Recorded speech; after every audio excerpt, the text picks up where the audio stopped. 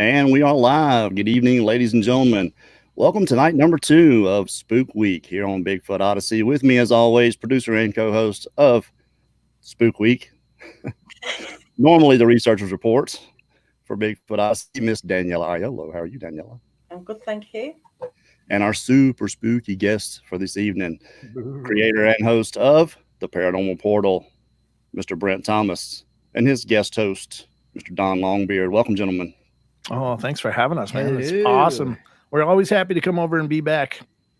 Hey, look, whenever I'm playing hooky, you guys come and back me up, and can't thank you enough for doing that. I'll have a little bit of trepidation about it sometimes because I want to get somebody that's a little bit worse at it than I am.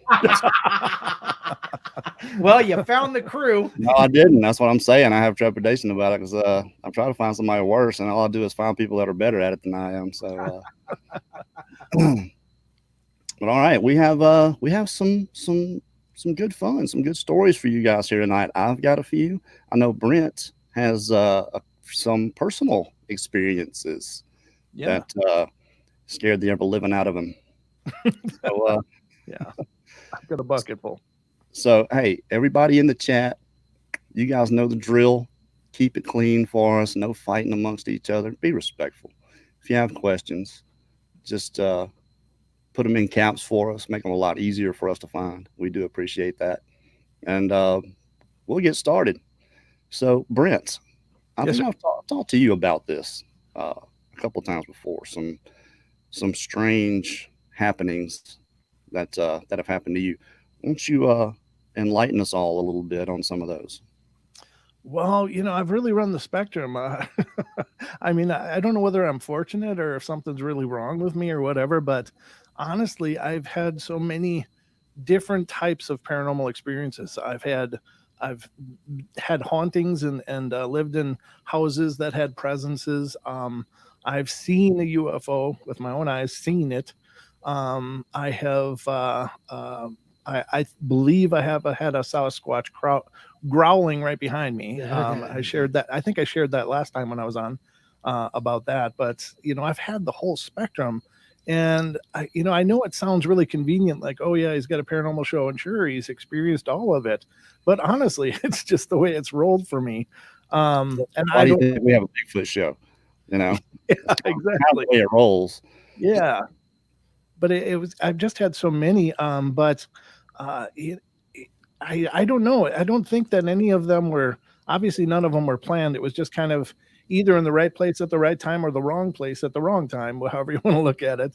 But, I think probably the most scary one was when the Bigfoot was behind me. I believe it was a Bigfoot. I never did turn around and see it, but it was right behind me and growling, shaking my body. But I think one of the most shocking was when I saw the UFO, and it wasn't terrifying, but it was just I don't know, I was just awestruck seeing that and having that experience. But for the haunting stuff, none of it has ever really bothered me. Like, I've never felt afraid, and that's one of those things where I don't know if there's something like not right with me or whatever, but things just happen, and I don't really get the shock fear.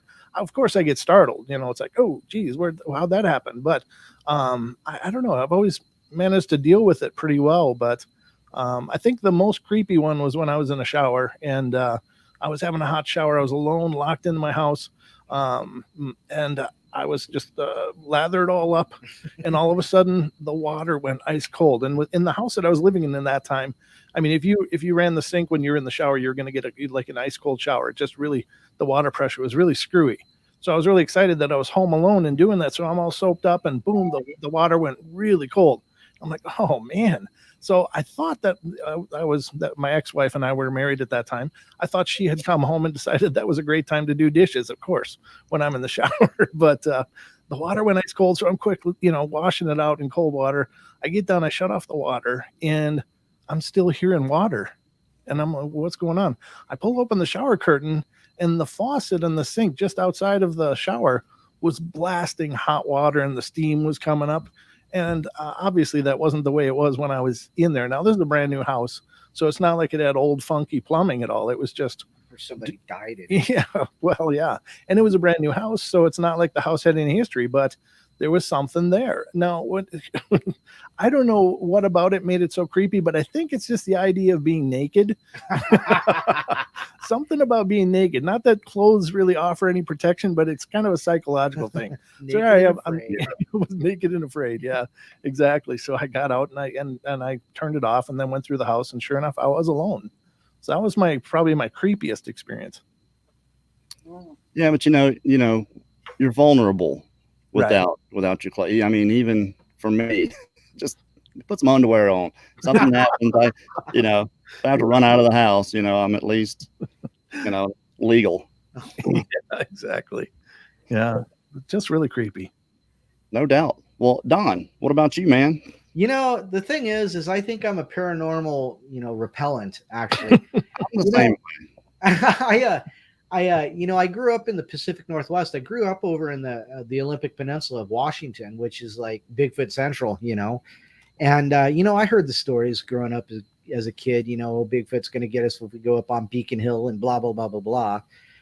But I never had maybe I was just oblivious. I don't know.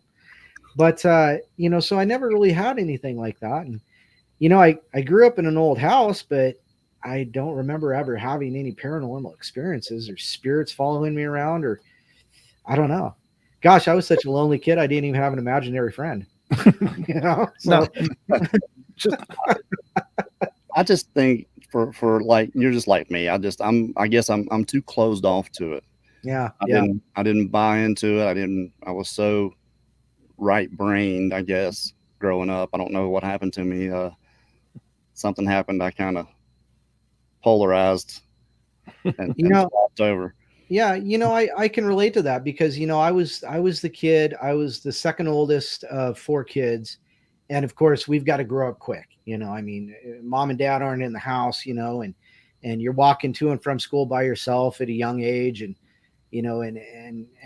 so I just grew up, and I think I just kind of pushed all that stuff aside, But I have to tell you, since starting the show, let's see, I started in April of 17. April Fool's Day was my first day in 2017 with Brent. And since we've started doing the shows, I think I've had more paranormal experiences, just in this 2.5 years than ever before. Because in 2018, in January, we had that super blue blood moon thing go over, right? Geez, yeah. God, that was just a crappy night. That was horrible. There was a bad energy. Brent and I both felt it. It's the only lost episode we have, and it's truly and lost. It's gone. But that night it was like everything was just wrong, and we just couldn't get anything right. I was knocking stuff over. I blew 2 mics that night. I knocked over the projector, broke the thumb drive out of it, and it was just a bad night, bad energy. I don't know if there was a spirit or, if it was, an apparition or a shadow or what, but that was pretty messed up night. And I would have to say that was paranormal in a lot of ways. And that was like the first time I really felt something like that. And then sitting right here, when did we move into this studio? Oh, God, what is it? Like 8 months ago? 8 months ago? Well, then it was 8 months ago. So we run the show, except when we have guests, Brent usually runs a ghost app. So like if anything's within a certain radius, it picks up on the ghost app. And it's got what is it, a voice recognition or a voice? It's got a voice generator. So basically yeah. The idea is that the spirits can talk through this app. Right. But it also has the radar, so it's supposed to pick up EMF anomalies in a certain radius. Right. So one night we just moved into the studio, and I don't know what it was, but the ghost box went off. Yeah. And he said there was something standing just off my shoulder right here. And I felt something. It felt like something moved through me, and it started on my right side over here. And I just felt this cold go right through me, and I shivered. and I couldn't stop shivering. And then it moved out, and I don't know where it went after that, but you know, it was just the weirdest feeling. All the hair on my arm stood up. You know, I got goose pimples, and I was like, whoa. And Brent's like, yeah, that thing's standing right next to you. I said, I think that thing just walked through me. And you know, honestly, those are the scariest things that have ever happened to me. And it's all because of this guy over here. Oh, he's over there today. He's actually on the right side. It's backwards on StreamYard for some reason. I don't know why. Well, I think it's whoever came in last goes to the bottom. Well, it's unnerving. Yeah, it is. Not to know. It is. To me, that's the scary stuff, is not knowing. Yeah. And I got to tell you, some of those things have been pretty eye-opening in a lot of ways. I've certainly, you know, adjusted my view of my paradigm because of it. You know, it's crazy, but I think he's my problem. Thanks. I get that a lot.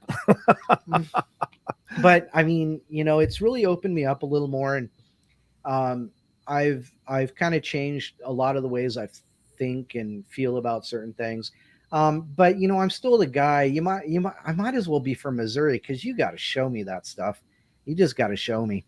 So, yeah, you know, I think I'm probably the same way. I think you and I are a lot alike in a lot of these respects. Yeah. A lot of the Bigfoot stuff, but you know what I have learned is a lot of the pictures, you know, to me are as clear as day of Sasquatch, like the face poking through the bushes or whatever. And I can show it to somebody else, and they're just not seeing it. And until I point it out, and then they're like, oh my God, you know? So, I mean, it's just one of those things. You have to either open up to it or train yourself to recognize what's going on. We close ourselves off to so many things in this world. And I think it's just become our nature to do so. We have so much bombarding us day by day. We have to pick and choose, you know, or what's not going to clutter us up too bad. And I think that paranormal stuff, if you're not opened up to it, if you're not recognizing it, it's either going to surprise you, or you're just not going to know it's there. Plain and simple.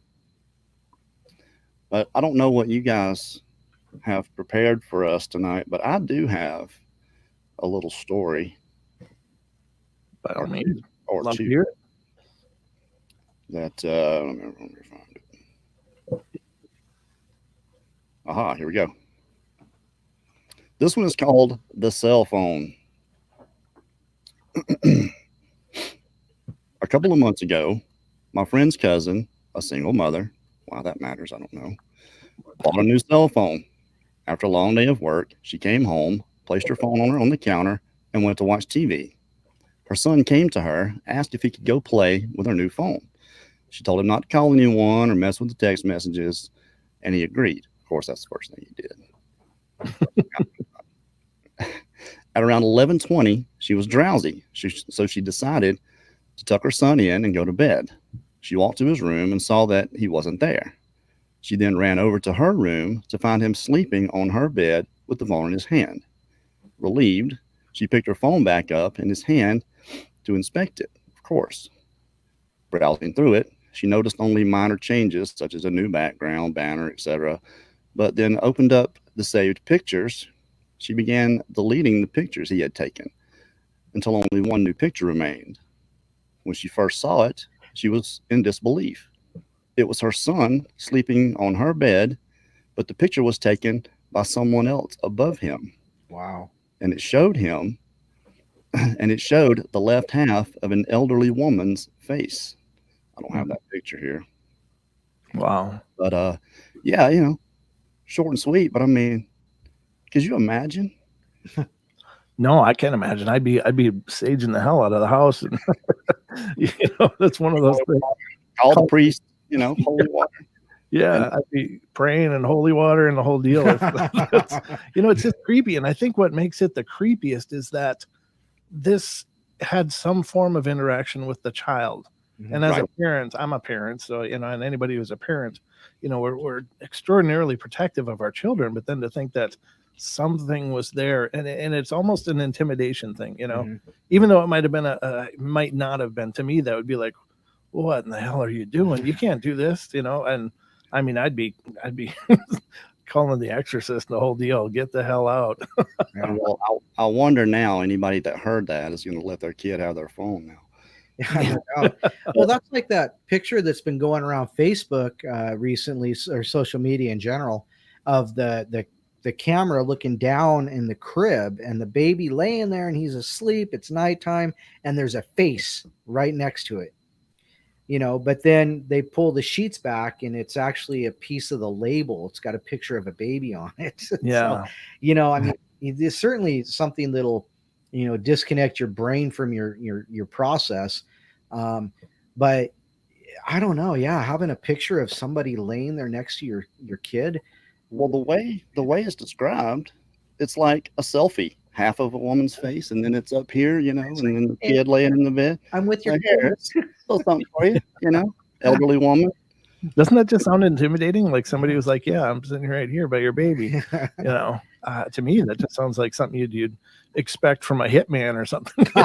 It's like, oh no. So expect this. Yeah, exactly. Brent, you said, like I say, if anything happened in my house that was like that, I'd be out.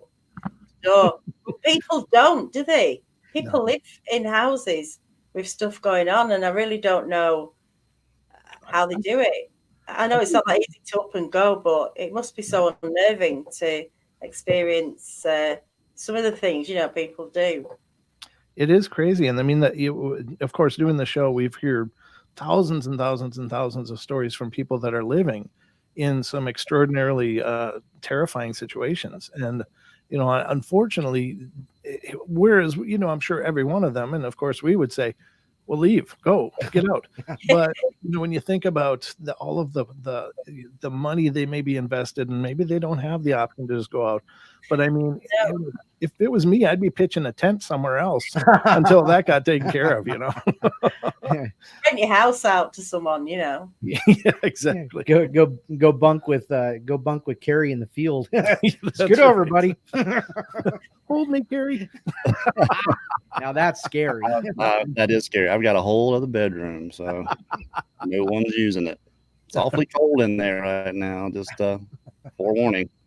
But you think about Amityville, the Amityville story. Yeah. DeFeo's, he murders 6 of them, 3:30 in the morning, and then the Lutz come and move in 6 years later, and they stay for 25 days. Yeah.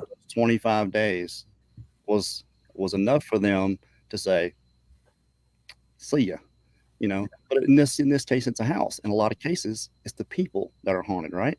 Right. They move, and it continues to happen. Yeah. What was the Entity movie with I can't remember, that wasn't Barbara Hershey, I don't think, was it? That was in it. Sandra Bullock or Barbara Hershey or something. No, I didn't see it, I don't think. The Entity, 1980, I think. Hold on, I'm doing the research. I see that Diane Fowler's comment. I noticed. I said I was not going to wear one, and this is Ozark Trail or something. I don't know. It's nice and peaky and Very cool. This is like a coat, though. This is like really heavy shirt. I have white t-shirts and this, so you may see some Under Armour if you attend some of the other spook week nights. So I can't guarantee it. Those are his comfy clothes. Yeah, this is the only reason I'm wearing this is because I said I wouldn't wear one. So, yep. So you guys have a story for us or what? Yeah, I mean, we got a whole bunch of them. It's been really great. One of the great things about doing the show is when we get the listener submissions. Oh God, yes. And we've got some great ones. And I'd like to read you one that's really pretty new to us. And it's freaky. It's really creepy, but it has to do with a cryptid. So, but this is from a long haul trucker named Calvin. And what is that whistling? Do you hear that or that? I do hear that. It's not me. Okay, now it's gone down, whatever it was. All right, so this is submitted by a gentleman by the name of Calvin, who is a long haul trucker driver, and This one's pretty creepy. When I was even reading it, it just gave me the goosebumps, and Don as well. Yeah. So it says, "Hi, Brent. My name's Calvin. I was turned on to your show by Ty, and after listening to the episode where you interviewed him, I wanted to share a story myself for a future episode." So he goes on to tell about the story. Hold on a sec. Says, "First, I'd like to say I was never a believer in the paranormal or cryptids for the better half of my life. I didn't start researching and following these things until I had my experiences when I was 32 years old. I've driven long haul since I turned 21, and much of everything I had seen since that point was really pretty mundane. But on one particular night, I was thrust into a terror I've never felt before. It all started with a blown tire. I was traveling westbound on Interstate 69 one night when the familiar sound of a tire blowing out disturbed the dull drone of the truck's engine that was making as I pulled its way up the hill. I immediately slowed down my truck, and I finished climbing what was left of the hill, and I got onto the shoulder of the road to see what the damage was. As I'm checking the tires, I find the mangled piece of wire and rubber on the passenger side of my trailer and begin looking at the tire next to it to make sure it really wasn't damaged by all that. But as I'm doing this, I keep hearing this weird noise that sounds like the cross between a cow mooing and a deer bleating. And I was thinking maybe it might just be a deer panicking. So I just continue checking the tire for damage and of the tires in the trailer. And after a few minutes, I realize the noise has stopped and is now being replaced with what I can only describe as two cats fighting in a pile of dried leaves. Well, I shine my light towards the noise, expecting to see deer scurrying away or something. But the light found a creature, but it wasn't a deer. At first, all I could see was a really pale-looking bald head peering at me through the bush. Its eyes let off an almost golden reflection in the light, and it was relatively low to the ground, so I assume who or whatever it was crouching down. As soon as it was in my view, my whole body was washed in a sense of dread and fear, like when your gut tells you you shouldn't be here, you need to run. But your trustworthy legs respond by freezing up on you. So I stare at this thing for a good 5 to 10 seconds, trying to figure out what exactly it is and why it's trying to hide. I shout, "Hey, are you okay? Do you need help?" At what I'm hoping is a person and not some mask a punk kid was hung from the bushes to scare people. Well, as soon as I address it, it lurches out of the bushes, almost like the way zombies walk in the movies. And this is when I see it's not crouching. It's walking on all fours, but its stance is so off that it looked impossible for a human to do that. As I'm staring, even more terrified at this thing, it begins a fast-paced walk right towards me. I now see that its eyes and mouth are just empty black holes. Once it started towards me, every ounce of my being screamed, "Run!" And I became aware that my brain had finally convinced my legs that it was time to move again. Well, I began backing away quickly, but for every step I took, it closed the gap with an even larger move towards me in that awkward zombie-like step. Once it was within 15 feet of me, I just abandoned everything National Geographic told me about the predators and turning around, and I ran away screaming, "Oh my God!" back to my truck. I could hear this thing when its feet made contact with the asphalt. It sounded a lot like bare feet running across concrete with the little thuds it made. I made it into my truck and slammed the door shut, locking it, hoping that the lock kept whatever that thing was out. I look in the mirror to see where it's at as I'm putting the truck in gear, but I don't see a sign of it. And when I turn to look, it's ahead of me.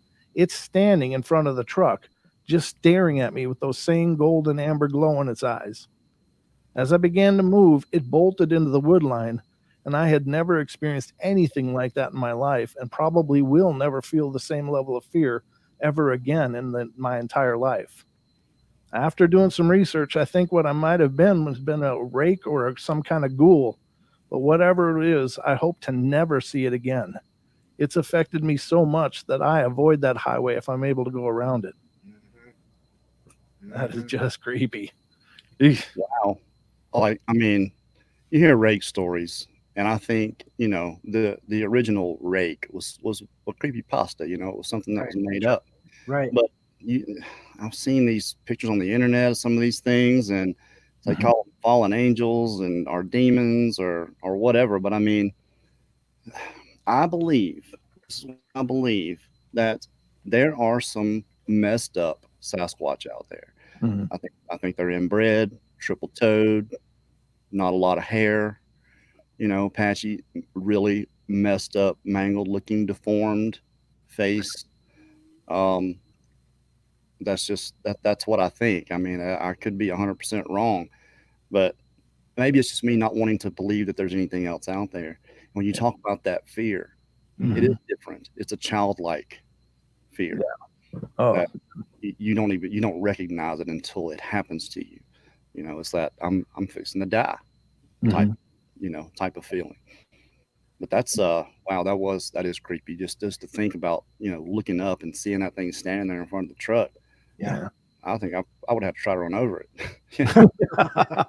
Yeah, he said as soon as he put it in gear to move forward, it just bolted off into the woods. And you know what? You're right about the creepy pasta origins of the word rake. Right. But rakes are a new to the paranormal Are the new term? Yeah. terminology. But there's been ghouls for Forever. hundreds and hundreds and hundreds of years, and I think that what's probably just happened is that maybe people have just given it a new name, but it's the same deal Right. it's been for all that time. Right. It's the same thing as like say Momo and Skunk Ape and Bigfoot and Sasquatch. Yeah. It's just in that case, we all finally figured it out that it was all Sasquatches of one type or another, because we figured out that the terminology was the same.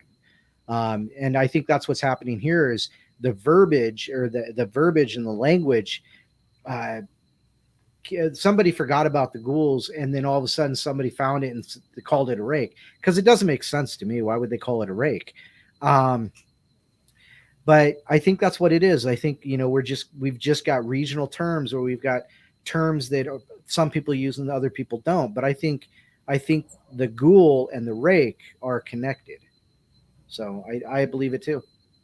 Yeah, well, one of the first things I did whenever I had laid my eyes on a Sasquatch was do research. I Mhm. mean, I dove into it. And when I couldn't really find anything remotely close to what happened, I started looking at trolls and ogres, and there is a palpable similarity Mhm. to all these things that just makes me wonder if it's just like you said, it's just a different area. They're calling it something different. Right. Yowie, Yaren, Sasquatch, Oma, whatever, Right. Rougarou. And I get a lot of slack about that. I've got that in our intro. Right. In the South they call it Rougarou. Mhm. And that's what they call Sasquatch down there. Whether it's a werewolf or whatever, they still call Sasquatch Rougarou. It's all about context.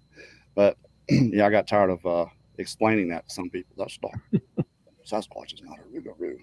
So, Sure. but yeah, that's very interesting, very creepy for sure. Right. Yeah. I mean that's but I love that about the show is that we hear these tales nobody's ever heard before, and it's really cool to be able to share that with everybody, because I think with every submission that people send in, I feel like I learn a little bit more about this weird stuff going on out there, because there are no experts in any of this deal. I mean, Yeah. we're just all going out and giving it our best guesses. I mean, there are people, of course, researching, obviously, but I think that everybody's opinion at this point really is just as valid as anybody else's, because nobody's got one to study. So, and that's true for ghosts. That's true for UFOs. Yep. That's true for, cryptids. We just have a lot of ideas. I'm sure some of them will pan out to be right, and some of them will pan out to be wrong. That's right. But until then, I think it's good to keep an open mind as much as possible. Well, it's theories, and to me, it's the most important thing we have is speculation. We Yeah. have because that's all we have to keep it going, really. Mhm. Is someone telling their story and us either correlating it or making a comparison, which that's the same thing, isn't it? Or from our own experiences. So of course everybody forms their own belief, their own little ideology of what each individual one of these things is. Mine, I'm probably wrong about all this. I don't want to be. That's the thing. I don't want there to be a dog man, I guess. No. No. I want it to be an inbred Sasquatch so bad that that's the narrative I'm pushing on it. You're probably never going to see a Dogman Odyssey. Just saying. You're not gonna license that out for use ever. Probably somebody else can do that. Wow. I'll help you out. We have a friend. Her name is Cindy Goodbreak, and she's been on the show a couple times. And she spoke at the Bigfoot Roundup in Spokane Valley in August, and she sent us some audio recording that she did around her area, and she said it's not the normal sounds. She feels that she has a tribe, a family of Sasquatch that live around her, a community of Sasquatch, whatever that perfect term is. But she said this was not the same thing. It sounded more like what a werewolf howling. She would imagine a werewolf howling would be. And she only lives like 50 miles from us. And I said, don't tell me that you think that's a dog man, because I don't want them up here. I don't want those deotigs up here. No.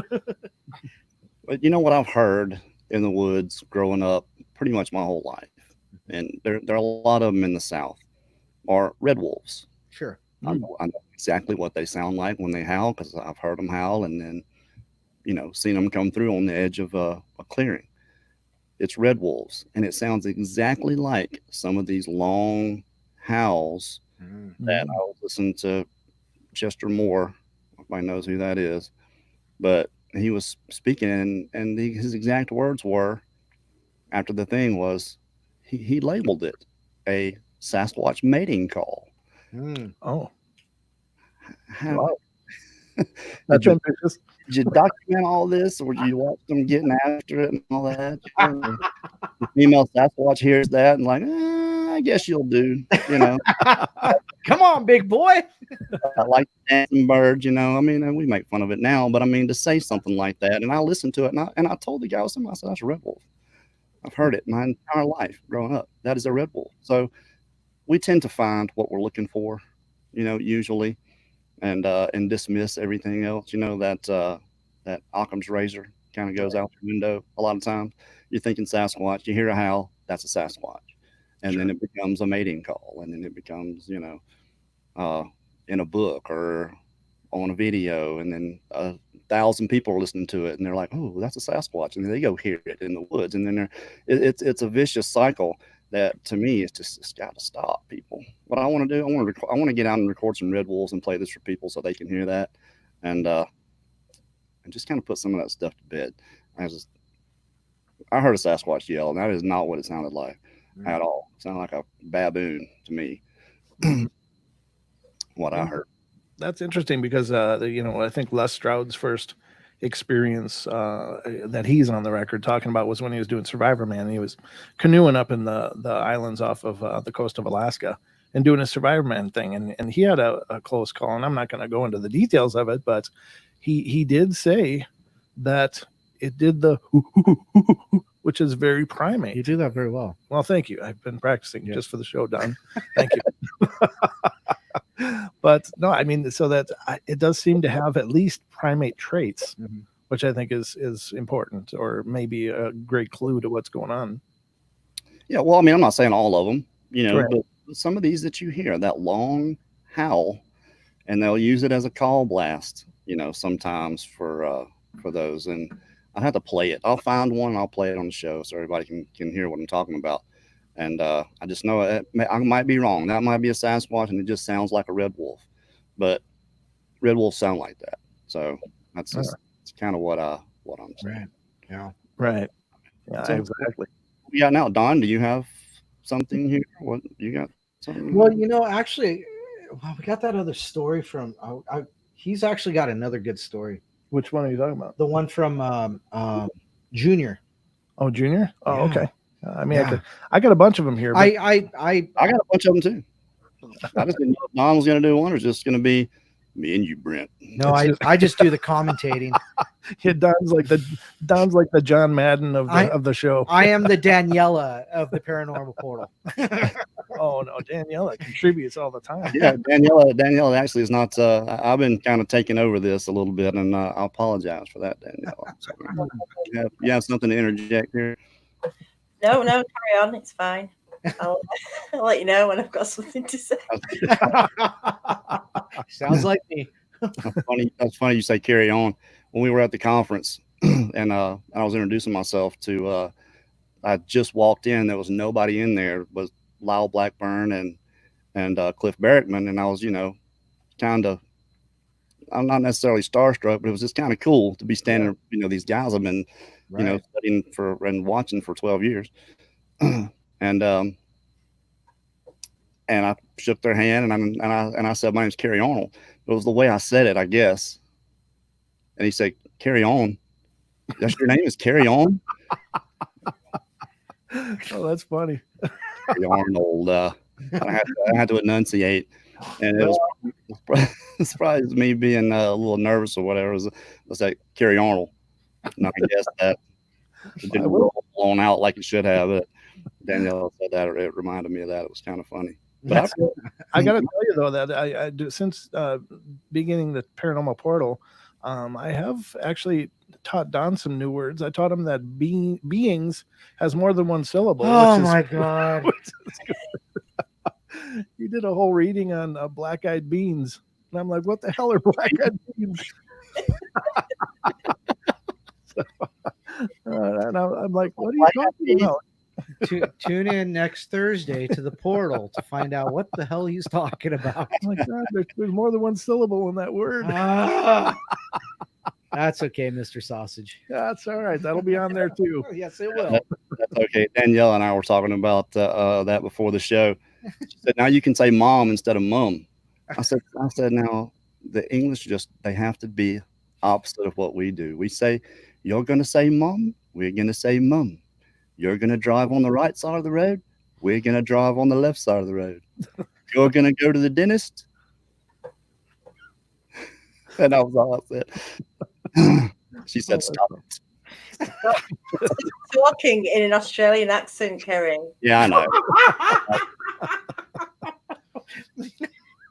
Please. Just practice a little bit more. You can do it. I know you can. Pretty soon it'll sound like a Cockney. A lot more Australian accent. Thank you very much. Yeah, there you go. Right. I may do this whole ghost bro. I can do a real good redneck. Carry on. Carry on. Your name's Carry On? This is Ghost Bro. Prepare yourselves. I'm prepared. My house was built in 1904. It's a single family home, wood frame setting on a concrete foundation. God bless you. Thank you. I've been living here for about 12 years.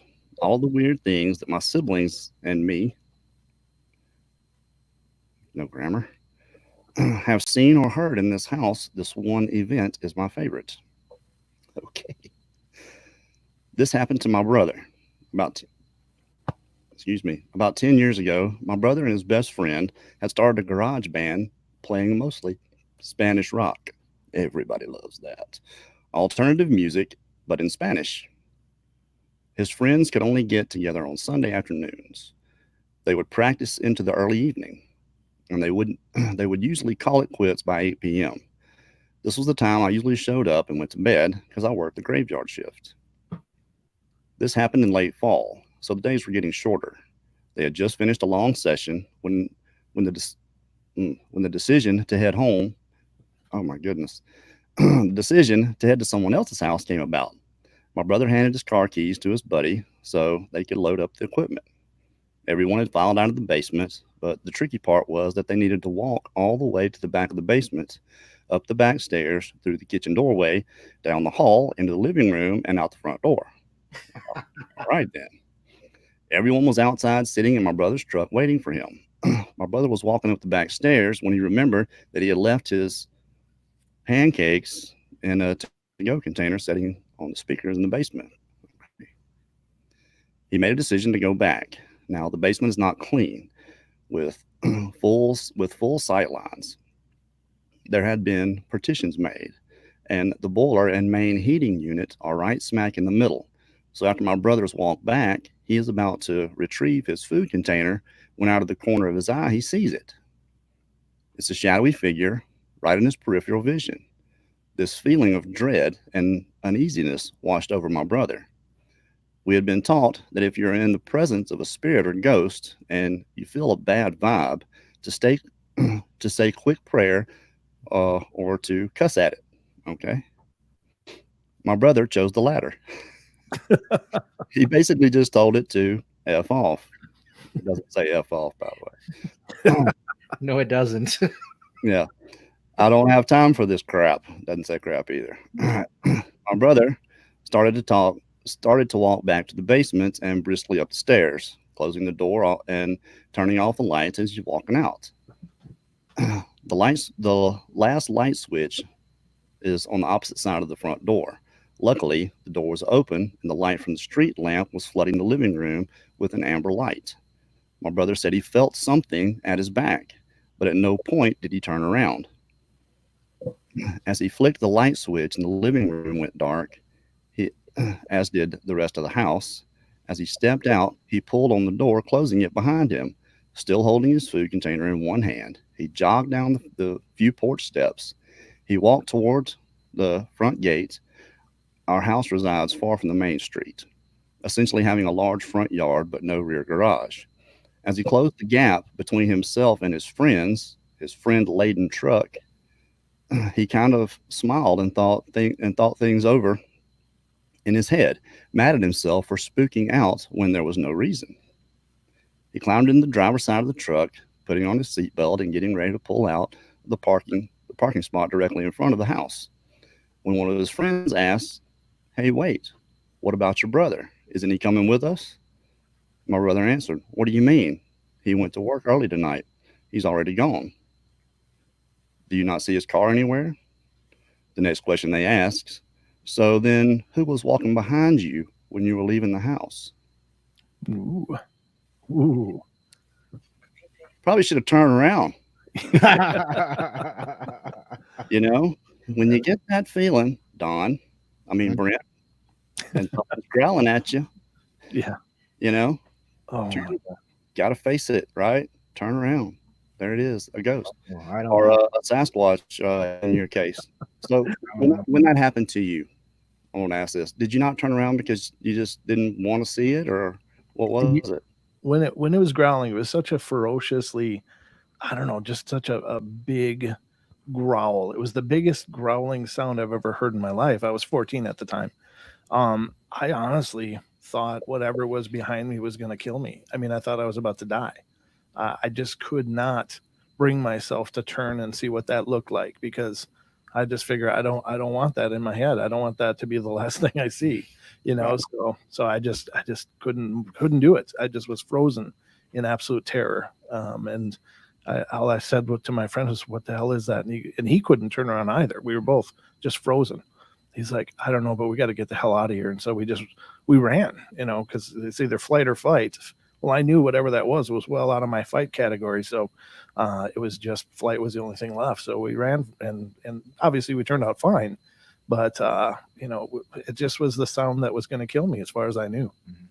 There's another F there, flop. They've added that one. What? Is that like pass Yeah, out? I guess that means just lay down and, you know, do as you will. Pretend you're dead. It's like a bear. Yeah. Pretend you're dead. Fight, flight, or flop. I don't know. I was watching. Who was I watching? Christopher Noel, and there was a guy there talking about the other F word there. There are many F words to put in that. Yeah, I was going to say at the time I knew a whole bunch of them that couldn't be used on the show, but no, it was just terrifying. It was just such a horrible terror that I was filled with, that if I was going to die, I didn't want that to be the last thing I saw, you know. So it's like, I hope it's quick. But, you know, what about this guy? That's confirmation. He feels this thing and he's actually mad at himself for spooking himself out like that. And then his friends say, you know, who's that walking up behind you in the house? That's wild that all of the friends saw it, because in situations like that, it usually requires at least some semblance of sensitivity to that kind of stuff. Not that spirits, I think they can choose to appear or not, or to appear however they want to, but I think it's pretty cool that all of the friends saw this person with him. But yeah, I don't know. His number one mistake was telling it to F. Don't do that. Acknowledge him. Yeah, I know you're here. All right, see you. Bye. Yeah. Don't make it mad. Rick's trying to weird me out. Anyone see the pumpkin move behind Daniela? I haven't seen it personally. I'm going to be watching now. I see the spider in her hair. Apparently. I'm just going to be watching it now. That's okay, Daniela. I have a Ouija board behind me, and one time, if that planchette ever falls, you're going to see me turn around because I'm going to right out the roof. Don's going to turbo right out of the chair. Oh hell yeah! That's what I always said about if I ever saw a dog man, they were going to have to call in Matt Hooper from Jaws to investigate. This was no boating accident. Someone soiled the place. Yeah. Did you call the Coast Guard? and the septic people. And call the Coast Guard and sanitation quick. Go ahead. Well, I was gonna bring you another story here. Bring it. All right, I'm bringing it. This one's a quick one. I got a ton of them. I really do. I mean, I could fill your whole show up and shows with these stories, but we won't, because we want them for our shows. Well, we appreciate the sacrifice. Here's another one from a trucker that it's really a quick one, but even though it's a very short story, it's incredibly profound. And this one isn't really scary so much as just one of those holy crap kind of stories. So here it is. It says, here's one for the portal. And it's a listener named Michael. He said, my name is Michael and I'm a truck driver by trade. And a few years back, I was trying to get home from Spokane, which is actually in our neck of the woods here. And at the moment, I was driving near Anaconda, Montana on I-90. Fortunately, I was on a flat, straight part of the road, and this was about 6 p.m. or so in the summer, so there was still a lot of daylight. And as I was driving, I suddenly couldn't see a highway in front of me. Instead, I was seeing Native Americans at war with what appeared to be Union soldiers. Lots of gore and death. And the crazy thing is, I passed by as if floating very fast through the middle of the battle. Well, after about a minute or two of this, I was able to shake myself back. Luckily, I was still in my lane on the road with nobody driving near me, so nobody got hurt, but I still don't know what to think about it. So he actually, whether it's like some kind of, psychic time slip or whatever, but he actually was drifting on this highway. Yeah. And suddenly was in the midst of an old Native American / military battle. Yeah. And I just thought, oh my God, how profound is that? You know, you hear about that. It's like there's an impression. Mm-hmm. So much death in this one place, or this bad energy at one time. It puts a mark on that time and space. And I don't know if it has anything to do with time, because that's a creation of man, but maybe a similar conditions. Mm-hmm. You know, as then. So not exactly if it's happened exactly the same time, but if the conditions are right, then there's this. And then obviously he was open to this kind of stuff. You know, my brother was very, very open to this stuff. I mean, if I was a right brain, he was completely a left brain person. He could play any instrument he picked up. It was just he passed away. But he always said, you know, he was 10 years older than me. He always said that he wasn't going to live past 45. He died when he was 45. Oh, wow. Yeah. And he always talked about having sleep paralysis, what they call old hag. I know you know what I'm talking about, where you wake up and you know where you are and you just can't move. And then there's this crazy looking thing coming towards you and trying to suffocate you, essentially. That's what it was doing to him anyway. But yeah, I mean, he I forgot what got me started on that, but uh, He was im- tuned into it. yeah, tuned in. You gotta be. Uh-huh. I think you have to be tuned in at the same time, or else you'd hear that. You'd hear it more often. I think. Sure. Yeah. To me, it's perfect conditions of Yeah. that energy, that imprint. So as they call it, which makes sense to me. I may Mhm. be completely wrong, but that just seems like one of those situations Right. that would be extremely scary. You know. Yeah, and I asked him as well because I've heard of stories like that happening as well, but in some of those stories, it seems like the people in this other version of reality are able to witness the people that are suddenly appearing and disappearing. Like they'll see people like look and stare and point and stuff like Right. that. So I wrote back to him and asked, did you get the impression that you were being observed at all? And he wrote me back and said, no, it was like I was just it's like I was watching this three-dimensional movie, and everything was going on around me, this intense blood and violence. But he said, and then it was just done, like I was snapped back. Wow. Yeah, Hope I never experience anything like that myself. yeah, Bothers me because I think I'm going to open myself up to it now. I'm going to start seeing ghosts Yeah, I doubt. and I all doubt. that stuff. But that impression thing, something someone had told me because I kind of wasn't getting it, I guess. And they said, okay, imagine a couple lives together for 50 years and they get up at the same time every morning. They brush their teeth at the same time. They turn the water on at the same time. They open the door over and over and over and over for years and years and years. And they pass away. Mhm. The event continues. yeah. That was how they explained it to me. So I kind of, if anybody didn't understand what I was talking about, that's kind of what I was getting at. And I would like to include one other. Uh, it's more of a. I don't have the actual verbatim story, but I can paraphrase it for everybody. But I thought this was incredibly interesting because I got more questions than answers about any of this stuff, obviously. But this I found to be incredibly interesting was that, we often think that ghosts are the result of people that passed, and in a lot of cases that's probably true, but there was this one story I came across that was really profound. And how the story went was, the woman, she was a married woman, but her husband was deployed overseas in Iraq, and she was very pregnant and went through the pregnancy alone. And she was excited because it was getting towards the point where he would be coming back. And unfortunately, and what a heartbreaker, but she got the letter that her husband had passed away in I think it was a roadside bomb or whatever over there, and he didn't make it. And so here she was, this now single mother, very pregnant, about to bring her child into the world.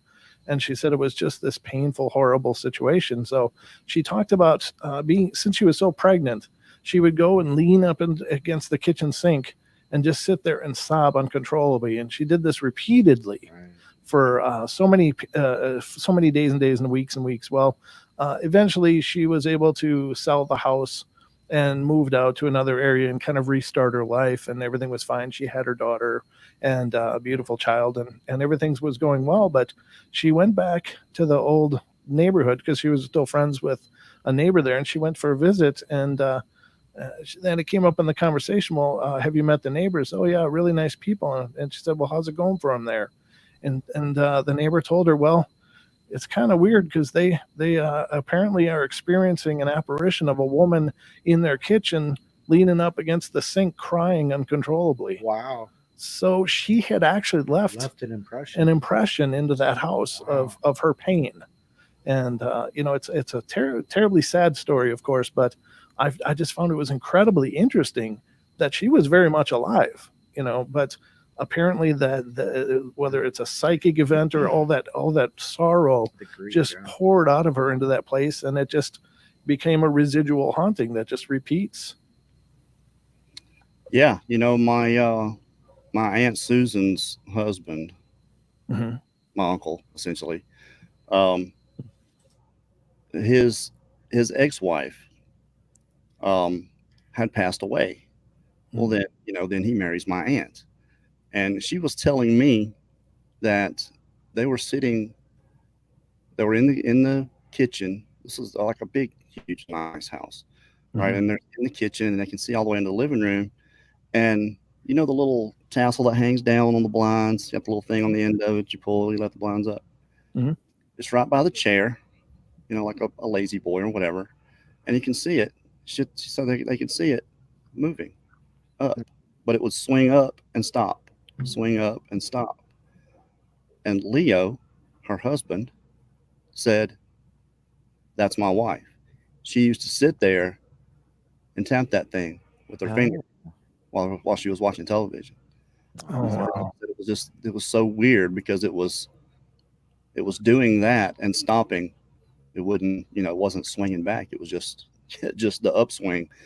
And then he said, that's her." And she was, you know, this was in the 80s. Sure. This happened. But I mean, yeah, impression. You hear it time after time after time. It's a strange, crazy thing. Wow. That Makes is you, really colorful. makes you wonder why we don't experience it. More people don't, or you just don't hear about it. I guess I don't know. It's maybe the same thing about Sasquatch. So many people see it and experience it, and then just don't say anything to anybody. All right. Yeah, I think the stigma about that stuff is getting better, but there was, of course, there's a lot of people that still have the, oh, I can't talk about this. They're gonna, fit me for a tinfoil hat, so they're not ready to come out and talk about it yet because they maybe the social ramifications of it, or they just don't have a narrative or a route to express that with. Maybe their friends aren't very sympathetic in ears or whatever, but. I mean, I think it's getting better. I think there's so much like that going on. Ooh, Daniela, it's your turn. Yes. Share Right. your most horrifying encounter, dear. I That was don't really better. have one with anything spooky in terms of That stuff you told me about the palm reader, yeah. you know, that I don't put a whole lot of stock in, That but counts. Well, but that was creepy. that's creepy stuff. So I went to see a palm reader once. She was like So an elderly lady and well known for being quite good. And she kind of said a lot of things that were true that were going on in my life and that. But when she first looked at my palm, she said, "Oh, you shouldn't be here twice." I was like, right. And so I had to think about it. And there are actually two occasions in my life where I I could have killed myself in the Mm. most spectacular way. like, like I couldn't believe. And like the first time was when I was younger, I used to go to Sicily a lot in the summer where my dad's from. And like my cousins would take me out down to the beach and we'd go fishing and underwater, sort of diving and stuff like that. And they had this hydraulic underwater gun, like a spear. There's also a fork on the end of it. You could put a fork on, and they would shoot and kill fish with it. And one day, my cousins weren't about, and I thought, oh, I think I'll just take that gun down. I was about 13. I thought, I'll just take that hydraulic gun down with the spear, down to the beach and try and catch a fish. Mm. So I'd never done it before in my life. Anyway, I went into the water, and this gun was already loaded. And I saw this fish, and I went to shoot it, and I missed. And as I'm trying to get because it's like on a string, the spear's on a big string. I'm trying to get it in. I see this really big fish, and I go, "Oh my god, that's what I need to get. Not that small one. I need to go for the big ones." Now I've kind of seen sizes, and I can't get this thing going. It's really like powerful. It's like a hydraulic gun, and there's this rock that sticks out of the water. And I thought I'll sit on the rock and I'll try and lean it, like between Oh no. legs, and I'm like pushing down on this fork thing and trying to. It's just under my chin now at this point. I'm trying to get it down into the gun. And I hear kind of one click, and I think it's supposed to be 3 clicks that you know that it's in. And I hadn't put the lock on, and I kind of heard one click, and then I heard someone shout from the other side of the beach, and I just looked like that, and next thing, yeah, I feel this shh, like those words that 13-year-olds say at the time, I'm not even going to repeat it, but You know, that if I hadn't moved, that thing would have just gone straight into my left eye, and Wow. it would have been fish food. Was there Guardian somebody that actually yelled, or was it a weird noise? You didn't. Somebody yelling, but not for me. It was just someone at the other side. Someone just gone, hey, like that or something, and Guardian angel. Guardian angel. Yep. There you go. that Hey, possibly hey, dummy, is what he was saying. Hey, dummy. That'd be me. I'd look. Hey. Oh my god. Yeah, those harpoon guns are Oh, yeah. nasty like that. Yeah. So Right. That Yeah. was one. yeah. That was And so one. the second one is really, really dumb, right? And again, I was a kid. The first one wasn't. Is that what you're saying? I know. I was wondering how we're rating these because I can't wait to hear what's coming next. Love We've, this. we've all done dumb things now. Oh, for sure. Yes. Absolutely. This is really dumb. So Probably done dead 5 times. the school I went to was like on a really high hill, and I used to walk up in the mornings, and on the way home, I used to get a bus back to the. There was 2 buses that came. I have to tell you this because it's part of the story, but there's a single decker bus that comes, and there's a double decker, and the double decker only goes to the bus station, but the single decker takes me straight to like where I live. But I always used to want to get the double decker because then I could go to the bus station and get the single decker to home still, because it came before the. Anyway, the double decker comes, and the reason why I want to go on the double decker is because I used to go upstairs, and like there'd be like a big window, you know, at the front looking out.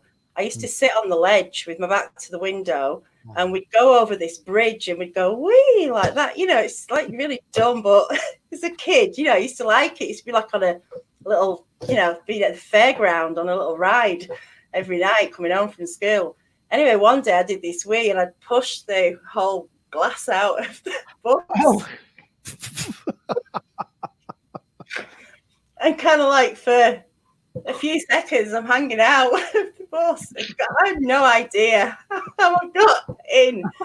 And I just ran to the back of the bus. I knew I was going to be in trouble. The bus driver is like running upstairs, like, you know, what the F? Like, no idea, you know, I've no idea. I've just been sat at the bus all the you know, back of the bus all the time. And Innocent. like 2 really close calls to death through my own complete and utter stupidity, you know. Oh. So she was Yeah. right. they're my scary encounters. I wonder how many I've got. I could probably think of quite a few that I should be gone Mhm. for reals. There was a and I know this is going to sound nuts, but this happened. I told you about this, Daniela. I was about 10 years old, and this guy comes up and he knocks on our door, and I open the door, and he's in a hospital gown. He's got the wristbands on, and you know, he's probably 50-year-old dude. It's just me and my dad at the house. Well, my dad's in the back, and I'm 10, maybe 9 or 10. And he says, "Can I use your telephone?" And I was like, hold on. Well, I'm walking back to the back to ask Dad if this guy in a hospital gown can use the telephone. And as I'm walking down the hall, I see my dad, and then all of a sudden, my dad's eyes get like this big. This dude had came in the door behind me and grabbed a steak knife Oh, geez. in the kitchen.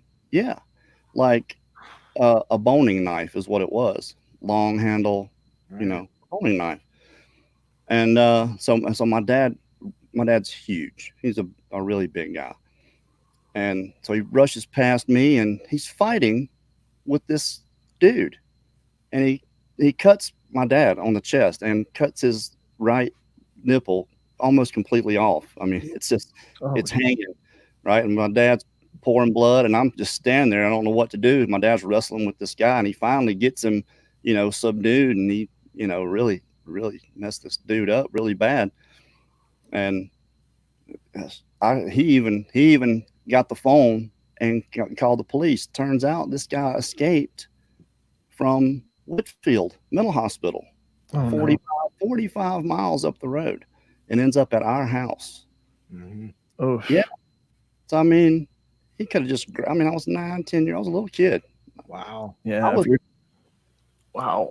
I'm a sizable person now. I mean, I'm 6'4", about 240 now. But then I was 5'7" in the 9th grade. I was a little skinny guy. So I was a tiny kid, you know. He could have. Yeah, That could have was been lights out. You're lucky your dad was there, otherwise it would have been. Yeah, probably so. Well, Yeah, of course, I don't think I would have been at home by myself, you know. sure. But one of those things that you think are never going to happen to you, don't you? Never imagine someone's loose from the mental hospital. Well, I can just remember them dancing around, and he's, you know, my dad's trying not to get cut with this guy with this knife with a damn hospital gown. How does somebody make it that far? And a hospital gown. Wow, 45 miles. You know, that was a long way. So I wonder what happened in between there. You know, I never did hear what happened. I wonder who he was going to call.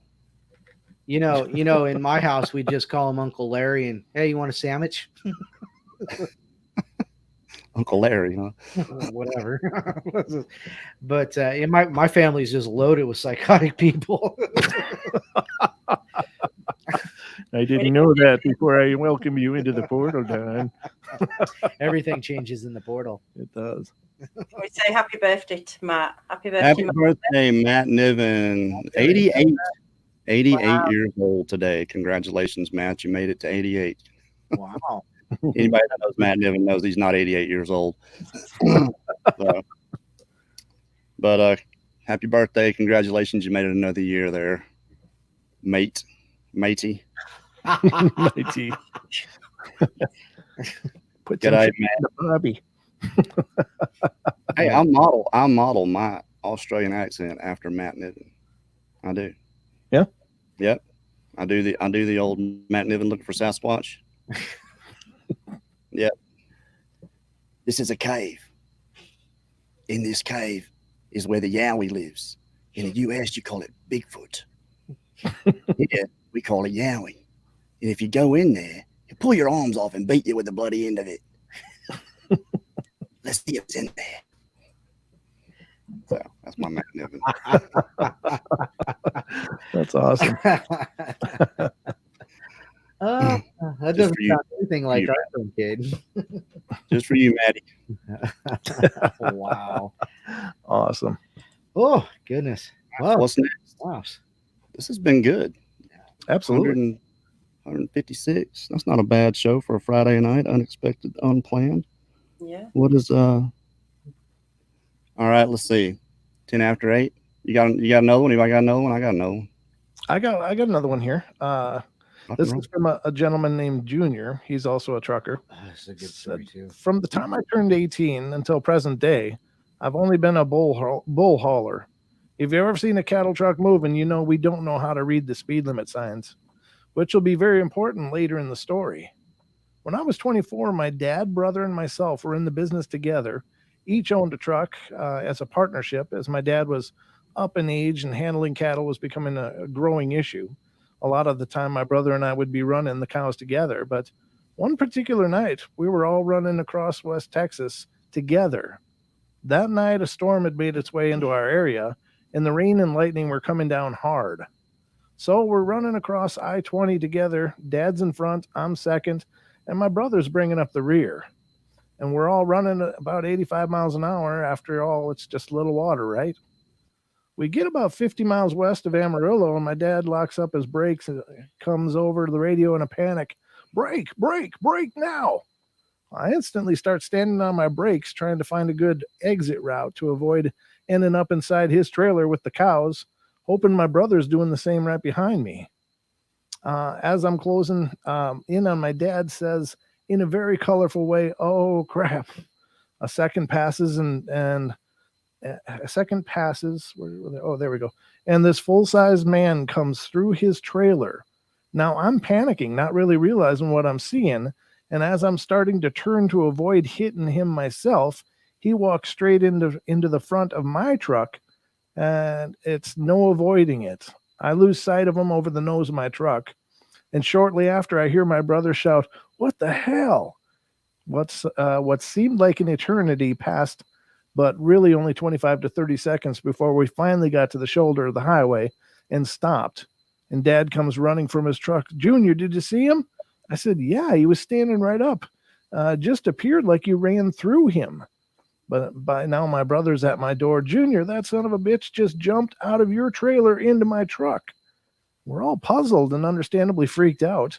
The cows are bellowing as if they're under stress, and I don't blame them because I was ready to go home and call the night a mulligan. Dad says we have to check and make sure the guy's okay. We all started walking back looking for this man to see if he's in the road, and we all expected him to be because no one could survive being hit by 3 semis doing any speed, much less 80 miles an hour. We spread out amongst the road looking, and thankfully the storm had kept traffic down enough. We were the only ones around at the moment. After about 10 minutes of walking around searching, we were confused as to why we can't see a body or even any evidence of what had just taken place. We all take the shoulder as another semi approaches, and we begin to walk back when we hear the other truck slamming on his brakes and sliding. Jerking my head up, I see him. The man is standing in the middle of the road in the lights of the semi at a stance that reminded me a lot of a baseball pitcher, how they stand sideways with their head looking at the batter. The driver of the truck blows his air horn and go around him, and as the truck passes, the man disappears into the other side of the truck. But when the truck clears, he's gone completely. My brother says, to hell with this. I'm getting out of here with or without you two. We all got into our trucks as fast as we could, and we put whatever the hell that was behind us.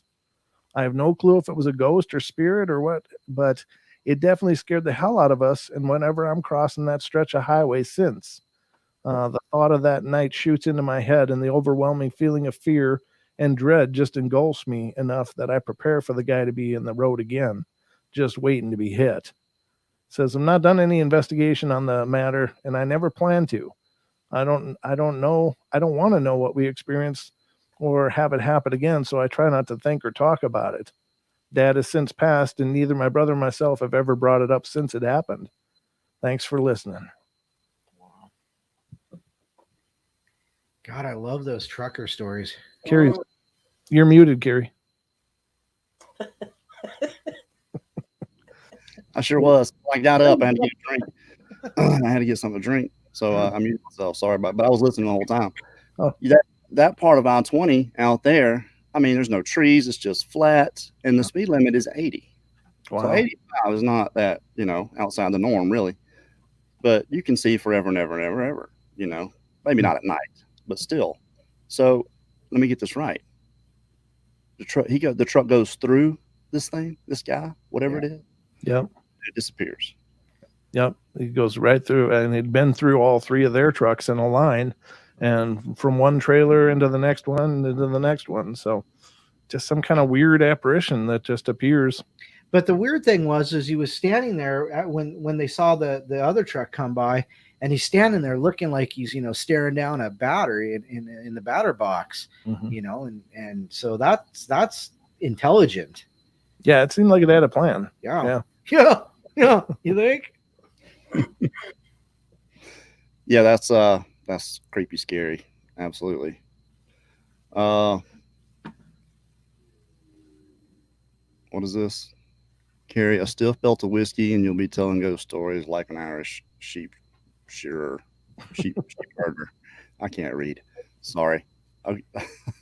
Sorry, Rig. I'll brutalize that. Anybody got any questions for these gentlemen or Daniela? Any Daniela? You seen any? I asked them to put them in caps for us, but I haven't really noticed any.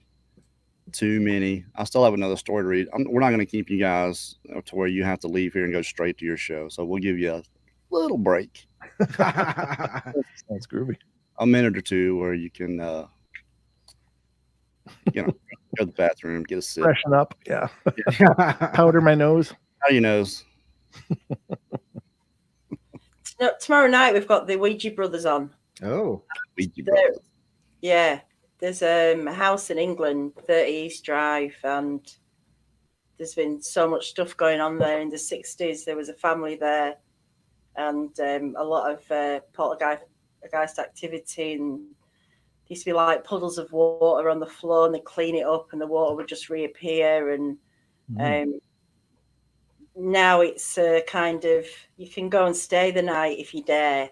And they've been doing a lot of nights there, and they're coming on tomorrow night to talk about it. And Cool. I had a dog used to leave puddles of water all over the house all the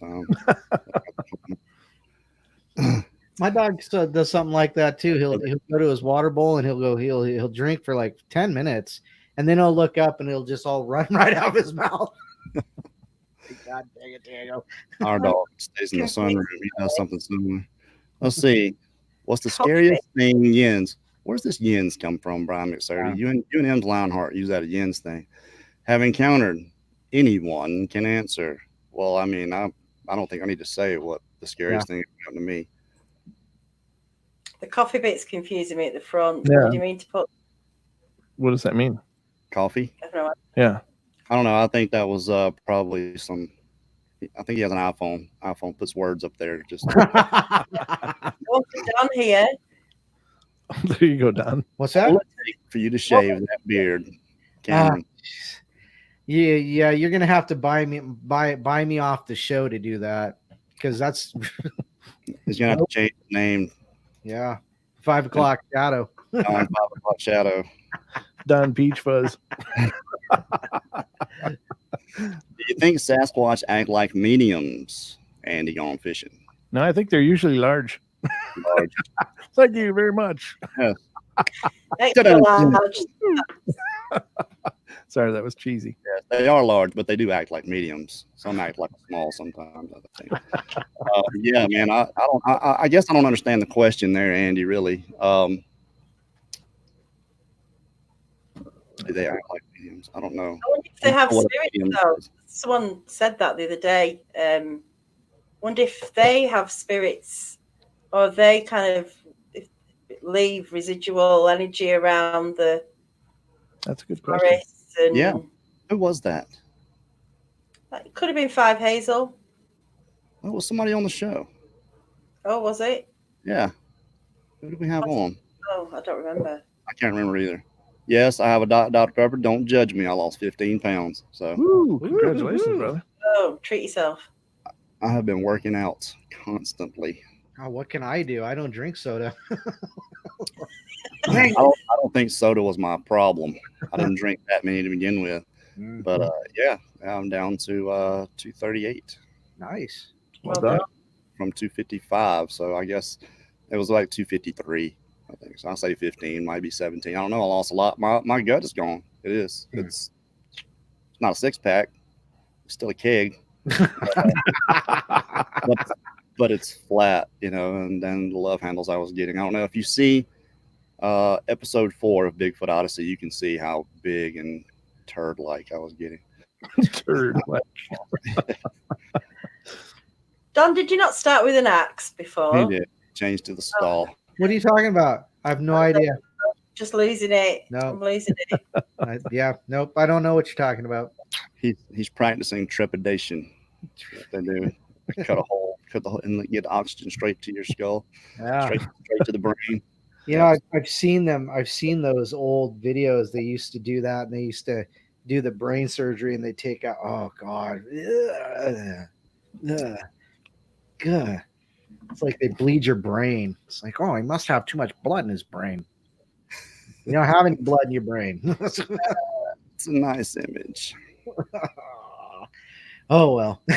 Let's see. We're looking for questions now. We're taking questions before we let these gentlemen go, and I tell this last story. So bring it. We haven't really. Just comments. My dog stares at the walls and growls. Something must be there. She hates bricks. That's Centaurus Bigfoot Adventure. Dogs staring at walls is not a good thing. It could be one of two things. It could be something spiritual or apparition or something, or it could be something wrong with your dog. So pay attention to that. But can it not be also that they're focusing on a sound and just staring at the wall because they're focusing on a sound? You know, that could be true too. You know, especially if they're staring in a corner, because the sound will bounce around in the corner. That would make sense. But a lot of breeds, if they stare at a wall, I have my Diego, the one that drools everywhere. He actually has neurological problems, kind of like me. But I don't let water drip out of my mouth. But Yet. he stares.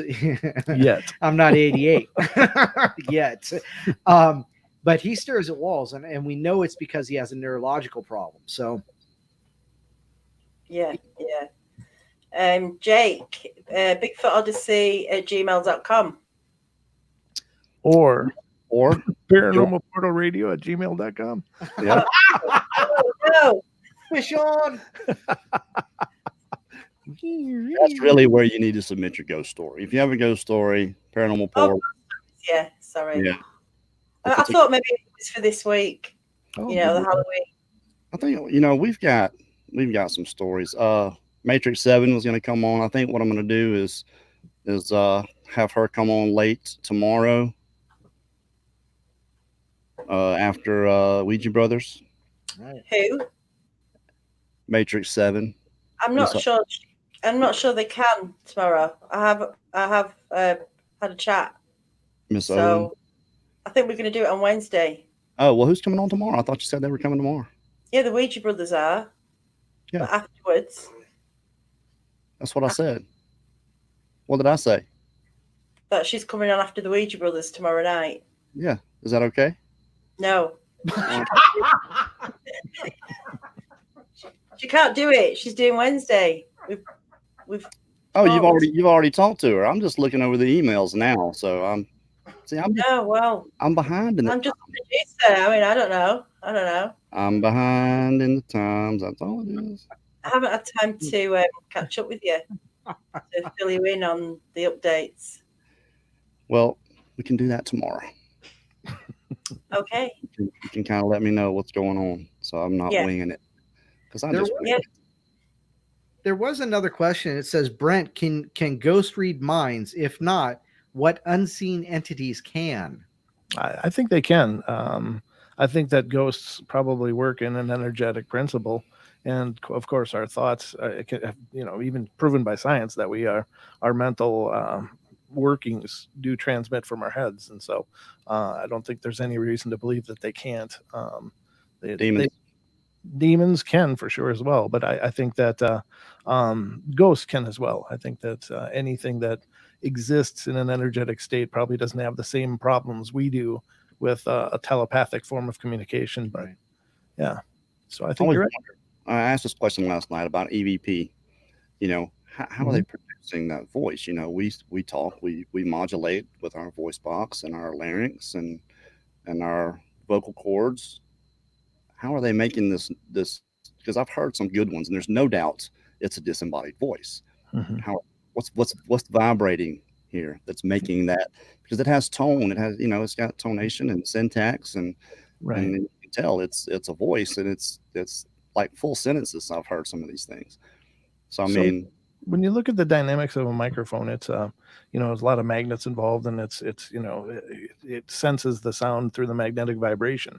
So ghosts are working in what we believe an electromagnetic field, and so I think that they can probably produce the same sort of vibrations that a voice would make. I mean, our voices resonate the air, which then hits a microphone and resonates into the diaphragm of the microphone to create the signal. So I think they're just able to circumvent the whole audio thing. Now there are spirits that are the disembodied voice phenomena is when they actually create sound themselves. Like you'll have a voice right next to you. Hey, what are you doing? There's no there. So I think it works on an energetic principle of manipulating things through their EM field. Right. But it's in like that tone of voice. You would think it would be like, maybe sound robotic if that were the case.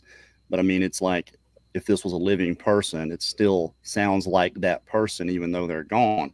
So I'm wondering how much of those are mental. Could be telepathic, especially for the disembodied voices. I would definitely agree with that, because we see many, many times there'll be a group of 3 people.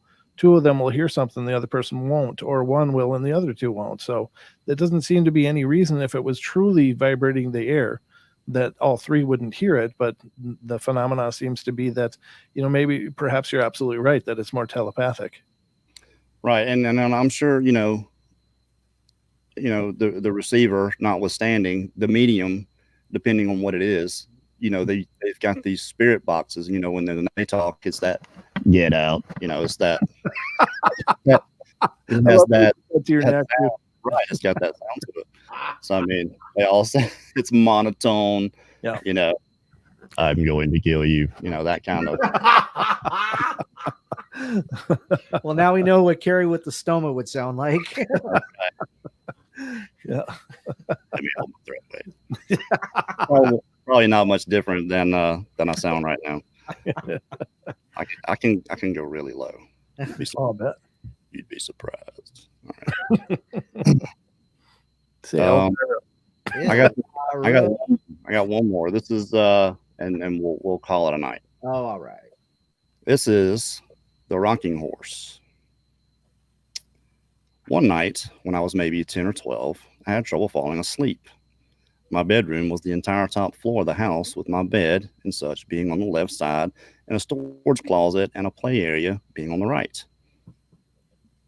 Excuse me. I was laying in bed when I heard a noise from the other side of the room, and I see a rocking horse begin to rock. It was sitting just outside one of the storage closet doors. It proceeded to rock its way halfway across the room and stopped dead under the ceiling light. At this point, I was freaking out and just buried my head under the blankets and never peeked out again until morning. It was all confirmed not to be a dream, as the rocking horse was still in the middle of my room when I woke up. Furthermore, I got a stern reprimand from my parents for being up out of the bed playing with my toys well past bedtime. Their bedroom was directly below the storage closet play area, and heard the creaking of the rocking horse shuffling across the room. Ooh, poor kid. Not only he's got to deal with that, but he gets to deal with the blame for that too. Yeah. And could you go back to sleep in that room ever again? I mean, No. That's the funny thing though, and so many of the stories that we deal with are just like that. It's like, well, I saw this apparition coming close to me, so I hid under the covers until I finally ended up falling asleep. It's like, how the hell do you get to the sleep part? How the hell do you cover your up? It's like, I don't know how people do it, but maybe it's just an overload of sorts and they just kind of shut down. I don't know. The adrenaline finally flows out. Yeah. That I've experienced that heavy dump of adrenaline, wrapped around a very vivid memory. So I remember vividly what it felt like coming down off of it, and it just makes things worse. It's just a terrible, dreadful, sinking feeling. You get like heat vision, tunnel vision, and I had Linda is the one that told me, that's are the exact effects of too much adrenaline. Well, talking about lost my train of thought. Welcome to Bigfoot Odyssey. We were talking about the adrenaline dump, the coming down off an adrenaline dump. Yeah, that's so the kids falling asleep under the blanket. Yeah, the kids falling asleep under the blankets or whatever. Yeah, that's it. That reminds me, because we had Javier on last night, Crypto 559, sees a 9-foot dog man 20 feet behind him. Of course, it's run away, but he still sees it. Yeah. And then is compelled to go look for the damn thing afterwards. I can't understand. Maybe maybe it's me that's different. I don't know. I couldn't imagine seeing something like that, knowing that's out there, and then going back after it. Right. I'm the same way. I mean, he must have like titanium testicles or something, because that's like all kinds of boldness. I would be just checking my locks all the time and installing floodlights and stuff. That'd be my answer to it. I mean, what else is real? I can remember laying in my bed. I was 34 years old when this profound thing happened to me. After, I would lay in my bed for months and watch my closet door until I finally fell asleep. I don't know why, but I did. We can go outside at night. I mean, it just, that kind of effect. So to hear somebody say, I saw this big scary thing that has everything over you. It's got you. You want to be out there around it some more? Right? Yeah. I don't know how many buys you get in life, but I'm assuming that was one when it ran away. No doubt. You know? And then you're tempting fate. Yeah. Without a doubt. All right. Well, it's been an absolutely fantastic show, gentlemen. Thank you so much for coming on here and telling some of your stories. Our pleasure. Yeah, it's absolutely wonderful. Yeah. Thanks for having us. Of course, you know, we have a close relationship with you guys, so it's always a pleasure though. But it's nice to be here when you're here, Kerry. Yes. We love Daniela. Oh yeah, well, I mean, Danielle is always helping me when we're driving the ship in your absence and stuff, and she's like 3, 2. Yeah, she counts it in for me and everything. She's great. Because one time, the first time I was staring like an idiot at the camera for about 10 seconds. I remember that. I do remember that. You know, I just look up in the left corner and I'll watch when I see it turn red. Oh, it says lot. Yeah, Yeah. see, I never knew that. Yeah. That and screwing up people's names. I mean, I'm a hell of a shoe-in for you, brother. That's why he chose us. He wants somebody that's not as good. I told you I had trepidation about it already now. Well, you guys can't come and do it too much. Of course, somebody's going to have to fill in for me when we do the expedition, so I hope you guys are available then. Oh, We'll be there for you, brother. No worries. yeah. Awesome. I do have Mark Zasky to fall back on. Sure. And he's a pretty good. Yeah, you can get him. You can get him to shut up. He talks a lot. I'm just kidding. Those are the best. He knows I'm kidding. But yeah, no, great show tonight. Everybody, if you have not gone to Paranormal Portal, go there right now. They're on YouTube. They're on every place you can find a podcast. And link in, like, subscribe, share Paranormal Portal. They're going to be going live tonight, 7:00 p.m. Pacific, 9:00 Central. That's going to be in about 25 minutes. Are you guys doing 1 hour or 2 hour tonight? We do 2 hours tonight. We got a guest though, so he's great. So I mean, it's a pretty easy night for us, really. Cool. Yeah, I'm just gonna grab the cat and take a nap. Who's the guest? Rock Castaldo. He's another host on TFR, and he's going to come on and talk about the Fae. We're going to have a discussion about the Fae. Nice. So 2 hours tonight and 2 hours tomorrow night, correct? That's right. Yep. And I'm on both nights for once in a while. Don can help with the heavy lifting. Oh God. It's always a great show, no matter what.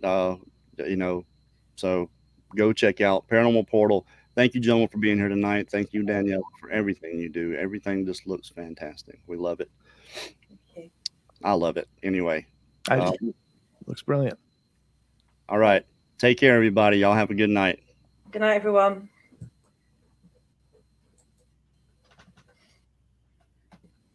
It's not working. We're still here.